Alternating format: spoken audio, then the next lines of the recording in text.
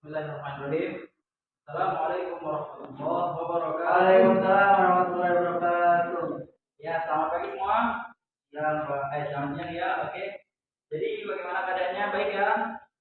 Alhamdulillah. Alhamdulillah. Baik. Oke. Jadi nama saya Muhammad Al-Farid Siregar. Nah, jadi pada siang hari yang berbahagia ini kita akan belajar tentang bagaimana sejarah yaitu wafatnya Nabi Muhammad dan munculnya Khalifah Rasyidin.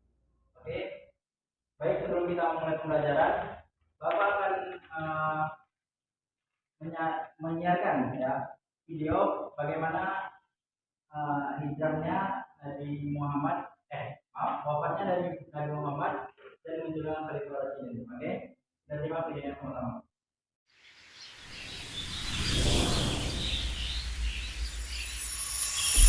Kisah Muslim, kisah penggugah jiwa. Haji Wada, perpisahan Rasulullah Shallallahu Alaihi Wasallam dengan umatnya. Segala sesuatu akan ada akhirnya. Setiap kisah ada penutupnya. Manusia datang, kemudian mereka pergi.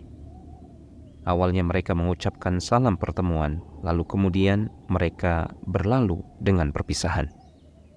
Hal demikian terjadi pada setiap orang, tidak terkecuali Nabi kita yang mulia, Muhammad Sallallahu Alaihi Wasallam.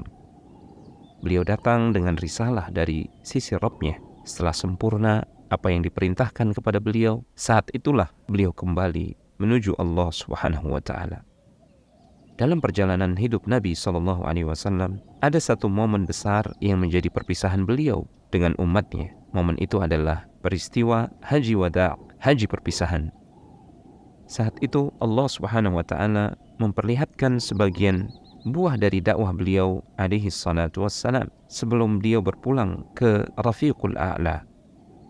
Beliau diperlihatkan hampir semua wilayah di Jazirah Arab telah menerima cahaya Islam. Orang-orang berbondong-bondong memeluk agama Allah. Agama Islam telah kokoh, bendera-bendera tauhid telah berkibar di berbagai tempat. Dan Mekah telah kembali pada hakikatnya, di mana Allah ditauhidkan dan tidak disekutukan dengan sesuatu apapun. Tanda wafat Nabi sebagai peringan musibah. Pada akhir tahun 10 Hijriah, tampaklah beberapa tanda yang mengindikasikan bahwasanya ajal Rasulullah SAW telah dekat. Hal ini merupakan salah satu bentuk rahmat dan kasih sayang Allah kepada kaum muslimin. Dengan tanda-tanda tersebut, mereka bisa mempersiapkan jiwa mereka untuk menerima suatu musibah berat yang akan menimpa mereka. Karena tidak ada musibah yang lebih berat bagi para sahabat melebihi musibah ditinggal oleh Rasulullah SAW. Di antara tanda-tanda tersebut adalah Haji Wada'. Pada bulan Dzulqa'dah tahun 10 Hijriah, mulailah Nabi SAW mempersiapkan diri untuk menunaikan haji yang pertama sekaligus yang terakhir dalam kehidupan beliau, yang kemudian dicatat sejarah dengan istilah Haji Wada'. Rasulullah SAW menyeru kaum muslimin dari berbagai kabilah untuk menunaikan ibadah haji bersama beliau. Diriwayatkan jamaah haji pada tahun itu berjumlah 100.000 orang, bahkan lebih. Rasulullah SAW berangkat dari Madinah menuju Makkah saat bulan Dzulqa'dah tersisa 4 hari lagi. Beliau berangkat setelah menunaikan sholat zuhur dan sampai di Dzulhulaifah sebelum asar. Di tempat itu, beliau menunaikan sholat asar dengan qasar, kemudian mengenakan pakaian ihram. Setelah menempuh 8 hari perjalanan, sampailah Rasulullah SAW di tanah kelahirannya, tanah suci Makkah Al-Mukarramah. Beliau tawaf di Ka'bah, setelah itu sa'i antara Safa dan Marwah. Pada tanggal 8 Dzulhijjah 10 Hijriah, Nabi SAW berangkat menuju Mina. Beliau salat zuhur, asar, maghrib, dan isya di sana. Kemudian bermalam di Mina dan menunaikan salat subuh juga di tempat itu. Setelah matahari terbit, beliau berangkat menuju Arafah. Setelah matahari mulai bergeser condong ke barat, beliau SAW mulai memberikan khutbah. Dan tempat di mana beliau berkhutbah dibangun sebuah masjid pada pertengahan abad kedua Hijriah oleh penguasa Abbasiyah dan diberi nama Masjid Namirah. Di akhir khutbahnya, Nabi SAW bersabda, kalian akan ditanya tentangku, apa yang akan kalian katakan? Para sahabat menjawab, kami bersaksi bahwa sesungguhnya engkau telah menyampaikan risalah, telah menunaikan amanah, dan telah menasihati. Maka Rasulullah SAW bersabda, seraya mengangkat jari telunjuk beliau ke arah langit, lalu mengarahkannya kembali ke hadapan manusia yang hadir ketika itu. Beliau bersabda, ya Allah, saksikanlah. Ya Allah, saksikanlah. Beliau mengucapkannya 3 kali. Hadis riwayat Muslim.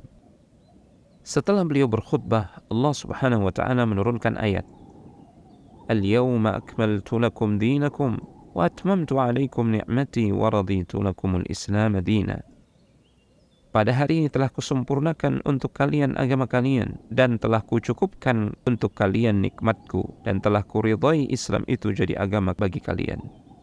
Setelah ayat ini dibacakan oleh Rasulullah SAW, Umar bin Khattab menangis. Lalu ditanyakan kepada beliau, apa yang menyebabkanmu menangis?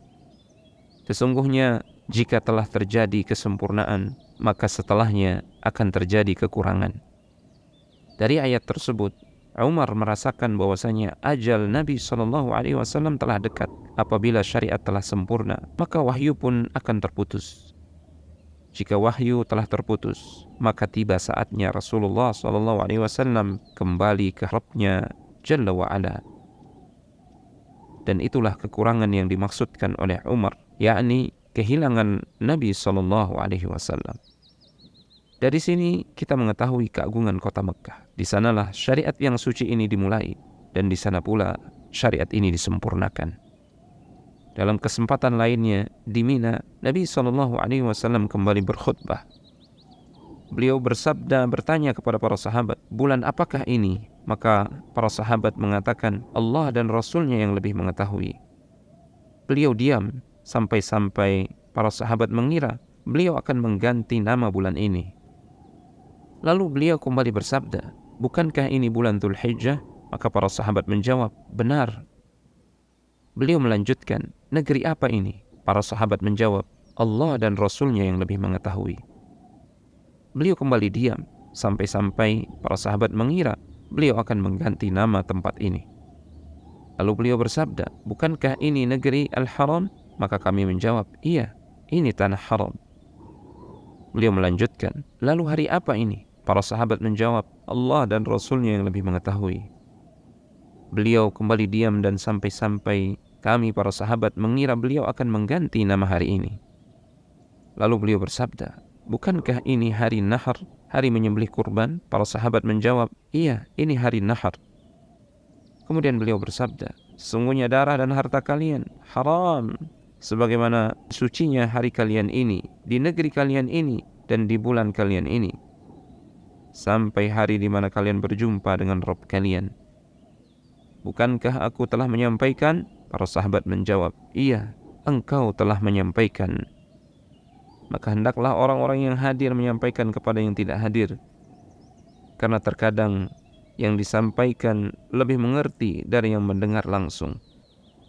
Janganlah kalian kufur sepeninggalku, sebagian kalian saling membunuh sebagian yang lain. Setelah khutbah ini, beliau SAW kemudian mencukur rambut, kemudian menunggangi kendaraan beliau berangkat menuju Mekkah untuk melakukan tawaf ifadah dan salat zuhur di Mekkah.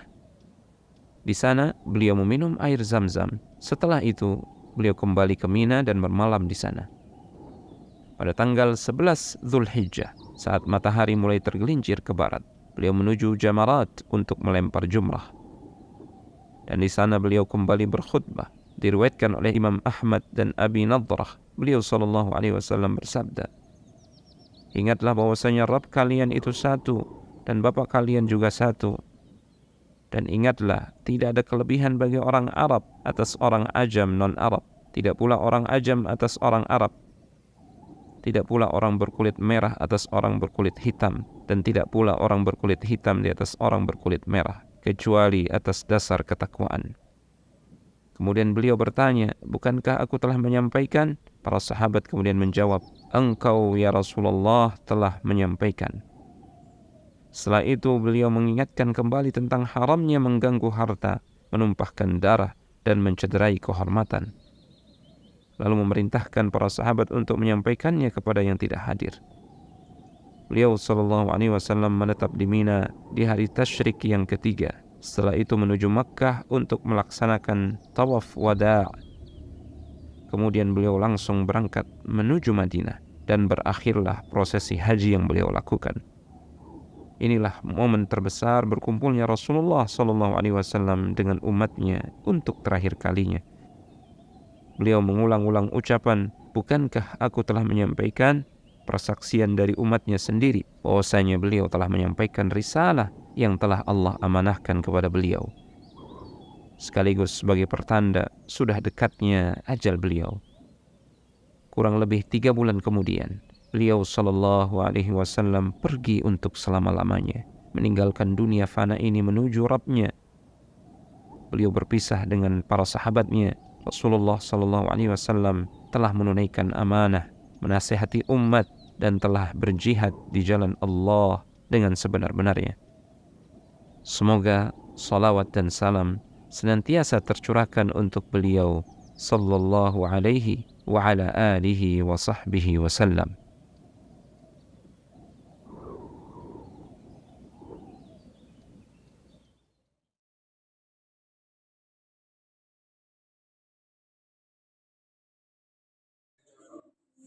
Baik, setelah kita menyaksikan video yang kita tonton tadi, Bapak akan menyampaikan kesan-kesan yang terkandung atau yang terkait dalam video ini.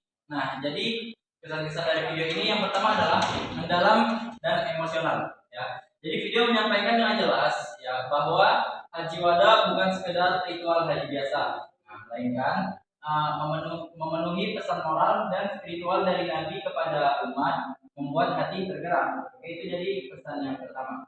Terus yang kedua itu adalah mengingatkan nilai persatuan dan amanah. Nah, jadi pesan Nabi di haji dakwah, haji wada tentang menjaga darah, harta, kehormatan, berpegang pada Al-Quran dan Sunnah, serta persaudaraan antar umat terasa sangat relevan. Jadi membuat kita menyadari bahwa pentingnya nilai-nilai tersebut. Oke. Nah, terus yang ketiga yaitu adalah tolong masuk. Terus yang ketiga adalah membangkitkan rasa kehilangan dan penghormatan. Jadi ketika bagian tentang wafat Nabi dan duka pernah disampaikan, menimbulkan rasa belas, penghormatan, dan keikhlasan bahwa hidup di dunia ini sementara, memerlukan kepatuhan dan kesadaran. Poin yang ketiga. Terus masuk ke poin yang keempat, yaitu teladan kepemimpinan dan tanggung jawab, melihat bagaimana sahabat seperti Abu Bakar As-Siddiq mengambil peran memimpin umat setelah Nabi dengan amanah atau meneguhkan iman, mengajarkan bahwa kepemimpinan syar'i harus berdasarkan kejujuran, keberanian, dan tanggung jawab. Nah, terus yang terakhir itu motivasi untuk meneladani. Ya, motivasi untuk meneladani. Jadi video ini mengajar kita bukan cuma memahami sejarah, tetapi mengamalkan nilai-nilai seperti jujur, adil, bertakwa, memperhatikan umat, dan membuat materi terasa hidup dan aplikatif. Nah, baik, selanjutnya kita masuk ke materi pembelajaran agama Islam, yaitu kita menelusuri perjalanan spiritual dan kepemimpinan Islam pasca kenabian melalui peristiwa penting dan teladan Khulafaur Rasyidin. Oke. Nah, masuk ke yang pertama yaitu haji wada, ya, pesan terakhir sang Nabi. Nah, jadi perjalanan terakhir haji wada adalah haji terakhir Nabi Muhammad SAW pada tahun 10 Hijriah. Nah, menjadi momen penyampaian khutbah wada serta universal kepada seluruh umat Islam. Nah, jadi haji wada ini adalah haji terakhir Nabi Muhammad SAW pada tahun 10 Hijriah. Oke. Terus tanda perpisahan. Nah, jadi peristiwa ini menjadi penanda bahwa tugas dakwah Nabi Muhammad SAW hampir selesai, meninggalkan warisan abadi bagi umatnya. Oke. Terus kita lanjut yang ketiga yaitu inti pesan universal. Nah, khutbah ini menegaskan nilai-nilai fundamental, menjaga darah, harta, kehormatan, muslim, larangan riba, kejujuran, persaudaraan, dan berpegang teguh pada Al-Quran dan Sunnah. Oke. Oke, terus ini ada gambarannya. Nah, kurba wada atau pilar ajaran Islam. Nah, menjaga, yang pertama itu ada menjaga darah, harta, dan kehormatan sesama muslim adalah fondasi masyarakat yang damai. Jadi itu adalah fondasinya, yaitu menjaga darah, harta, dan kehormatan sesama muslim. Nah, terus masuk ke poin yang kedua, yaitu larangan riba secara tegas untuk mewujudkan keadilan ekonomi. Nah, jadi pada saat itu riba sudah dilarang ya, karena untuk mewujudkan keadilan ekonomi. Terus yang ketiga, menjaga amanah dan berlaku jujur dalam segala aspek kehidupan. Nah, jadi tentang masalah kejujuran itu sudah diajarkan pada saat itu. Terus yang keempat yaitu tidak mengikuti langkah-langkah setan yang menyesatkan umat.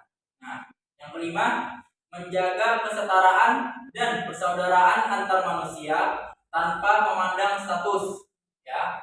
Dan yang terakhir yaitu berpegang teguh pada Al-Quran dan Sunnah sebagai pedoman hidup abadi. Nah, jadi pegangan kita ya sebagai umat Islam itu adalah Al-Quran dan Sunnah. Nah, iya betul.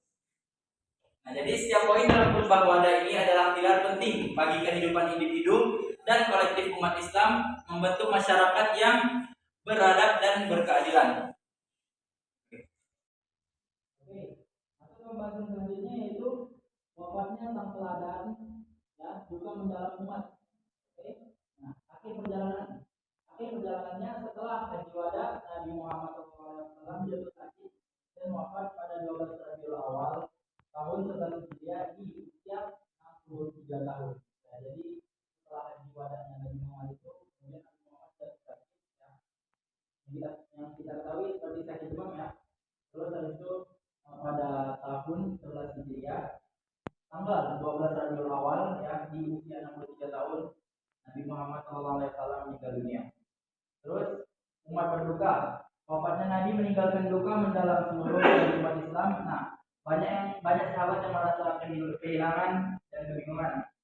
Terus ketidakpercayaan, bahkan ada yang tidak percaya Nabi Muhammad wafat saking cintanya kepada beliau ya. Jadi saking cintanya pada beliau itu ya, sampai banyak yang tidak percaya bahwa Nabi Muhammad itu telah meninggal dunia. Baik, nah kekuatan kata Abu Bakar. Abu Bakar berkata, barang siapa yang menyembah Muhammad, maka Muhammad telah wafat.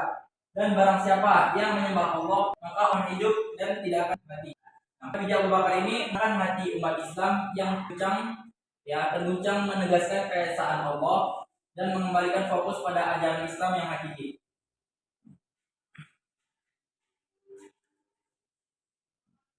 Oke, selanjutnya yaitu pengangkatan Abu Bakar pada khalifah pertama. Nah, yang pertama itu kebutuhan pemimpin. Nah, setelah wafatnya Nabi Muhammad, umat Islam membutuhkan pemimpin yang baru untuk menjaga persatuan dan kelangsungan syiar Islam. Nah, terus yang kedua itu adalah musyawarah di Saqifah.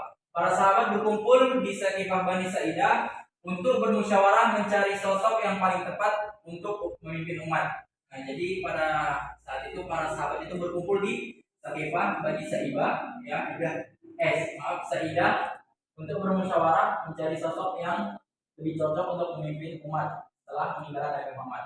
Terus yang ketiga, pilihan tepat. Nah, Abu Bakar sahabat terdekat dan Nabi dan Imam saat itu saat Nabi sakit diusulkan dan disetujui oleh Muhajirin dan Ansar. Nah, terus setelah bermusyawarah muncullah khalifah pertama. Abu Bakar akhirnya diangkat dan menjadi khalifah pertama. Ya, yang bertugas yaitu memimpin umat Islam dengan integritas dan kebijaksanaan. Oke, masuk ke pembahasan selanjutnya.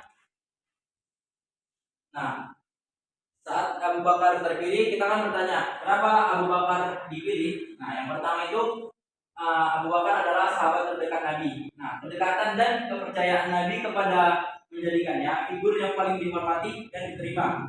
Oke, terus yang kedua itu imam sholat saat Nabi sakit. Menunjukkannya sebagai imam sholat dan adalah isyarat kuat dari Nabi mengenai kapasitas kepemimpinannya. Terus selanjutnya itu akhlak mulia. Nah, jadi beliau itu dikenal dengan kejujuran, ketegasan, dan amanah yang tak tergoyahkan, sifat-sifat fundamental bagi seorang pemimpin. Terus yang terakhir itu diterima semua pihak. Nah, jadi setelah sifatnya, terus setelah imam saat Nabi sakit dan sahabat terdekat Nabi, nah Abu Bakar atau beliau juga diterima semua pihak, ya, diterima secara luas oleh Muhajirin dan Anhar, menunjukkan kemampuan menyatukan berbagai kelompok. Sampai sini paham ya? Paham.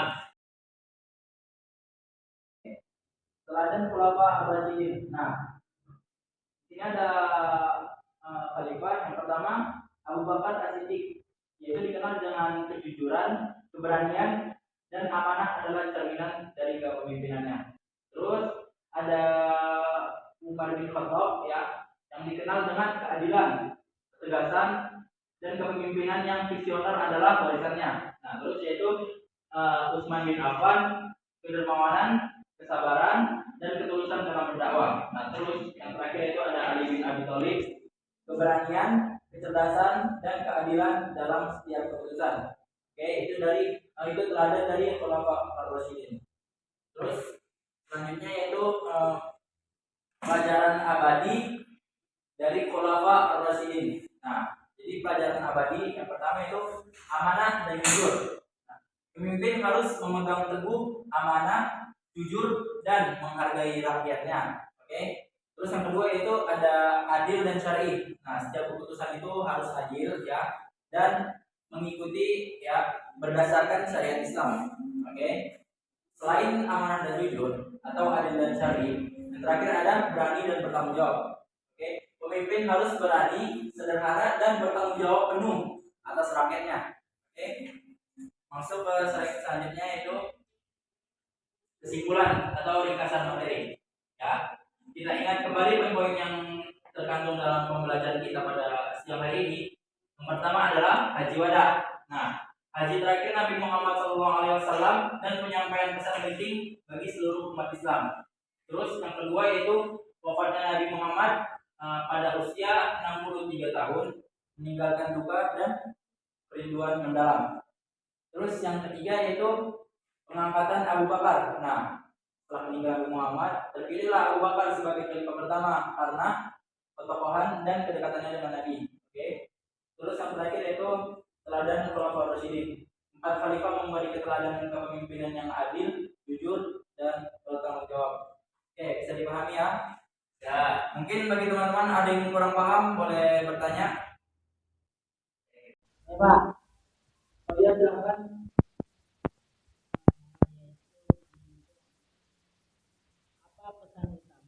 Nabi Muhammad dalam menjalankan haji wada. Bagaimana yang sudah dijelaskan oleh Bapak. Pesan utama Nabi Muhammad ya, untuk apa tadi? Mohon maaf. Pesan utama dalam haji wada ya. Oke, jadi pesan utama Nabi Muhammad dari haji wada itu ya menjaga keharmonisan atau berpegang teguh, ya, pada Al-Quran dan Sunnah, serta menjaga darah, harta, dan kehormatan sesama muslim adalah fondasi masyarakat yang damai. Mungkin cukup itu. Bisa dipahami saudara Riki? Ya, baik. Oke.